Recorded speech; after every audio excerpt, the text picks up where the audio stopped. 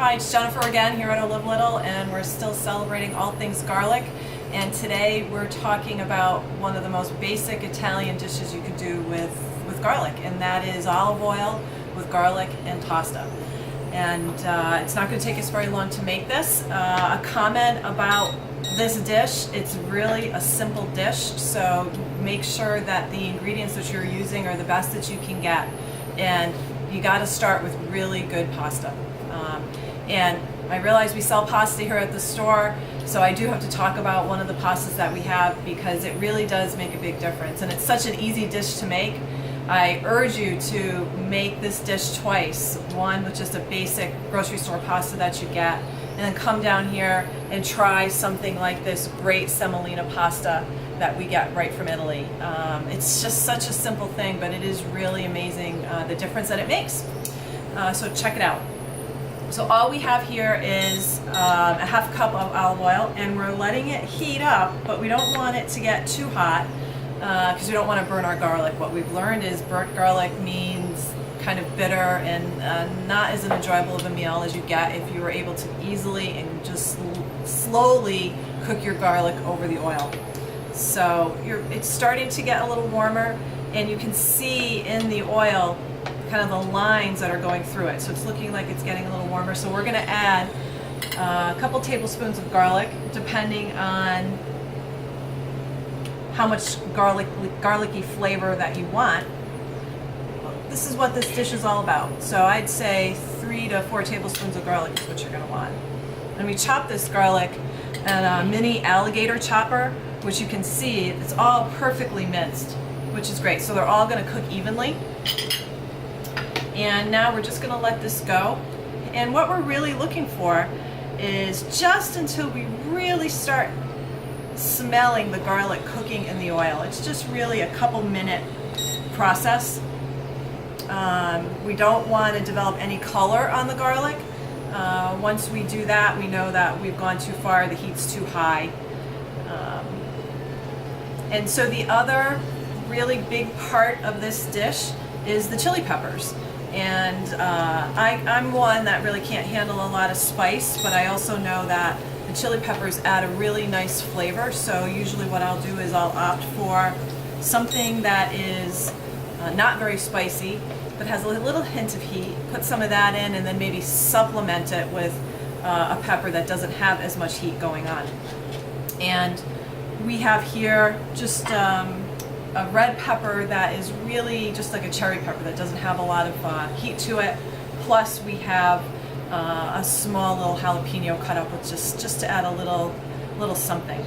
Another option that you have, which is not typical for this dish, but it does add a great flavor if you really don't want any heat at all, but you're looking for something a little different, would be just to get yourself some pepperoncinos.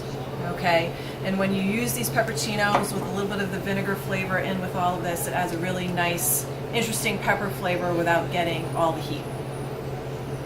So the garlic is starting to cook.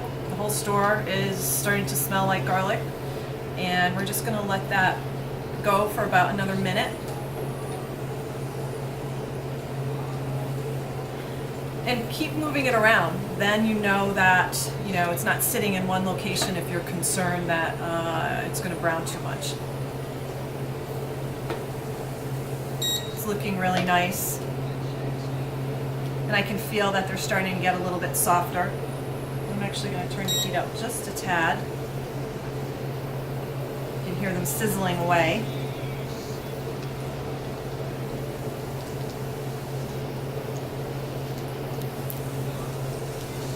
Okay, here we go. Go back down. And then you're going to add your chili pepper. And not a lot. You don't need a lot. It doesn't require a lot of heat or flavor. I like to include some red in there because it just looks really pretty on the dish. So you've got your chili peppers. They're going to cook for a minute or two here. Very simple dish.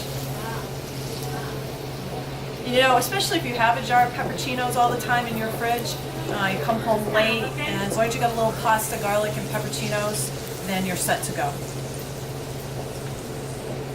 Oh, we're starting to smell the peppers. They smell really good. And then last but not least is parsley, a big part of this dish, and it makes a really big difference. And it's important that you add it at the end. And you also want to make sure that you use enough olive oil, because that is in essence your sauce here, okay? So we're not looking to cook the parsley, we're just looking to get the flavor imparted in the olive oil a little bit.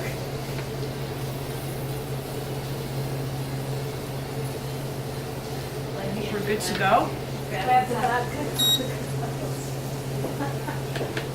And then all you do is pour it over your pasta, ready to go. And we've got this great spaghetti semolina here already.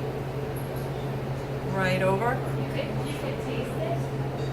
There we go. Oh, looks great. And then we also have some gluten-free. We have a great gluten-free selection here at the store. Really nice. Toss it up. We've got a lot more here to use. There you go. Really good. Nice. Okay. Then you want to do a little pepper. You can also put a little salt on it if you want.